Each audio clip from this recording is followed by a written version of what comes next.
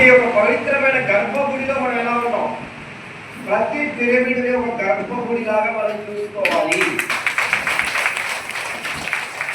మన కోసమే గర్భగుడిలోకి వెళ్ళి మనం ఏం మొత్తం అన్ని మూసుకొని పోయి దండం పెట్టుకుని వస్తాం.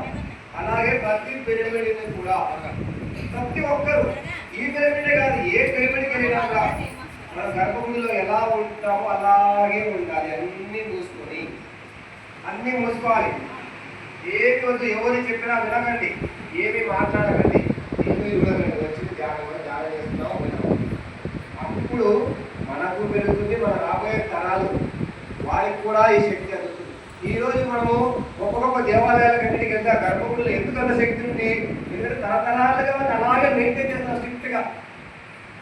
కన్యాకుమారి గుడి కొండపైకి ఎక్కితే ఎలా ఉంటుంది? తరతరాలు వాళ్ళు ఎవరైనా ఒకటే, అందరూ మూసుకోవాల్సిన వచ్చి అందరూ రూల్స్ ఫాలో కావాల్సిందే, అందరికి ఒకటే రూలే. సీఎం అయినా బియ్యం అయినా సైలెంటే చూడాలి, పోవాలి, మాట్లాడడానికి లేదు అక్కడ. అవునా కదా?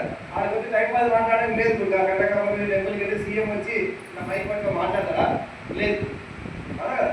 అలాగే ఇక్కడ కూడా మనం అందరం గర్భగుడిని మెయింటైన్ చేసినట్టుగా మెయింటైన్ చేస్తే ఆ పవిత్రత, ఆ శక్తి చాలా అద్భుతంగా తయారవుతుంది. ఇది మనకే కాదు, మన రాబోయే తరాలు ఒక 50 ఏళ్ళ తర్వాత వచ్చి తెలుగు తరాలు ధ్యానం చేస్తే ఇక్కడ యోగులు చేశారన్నమాట తప్ప. అందుకే ఇక్కడ ఏదో డిఫరెంట్గా మనకు అర్థమైపోతుంది.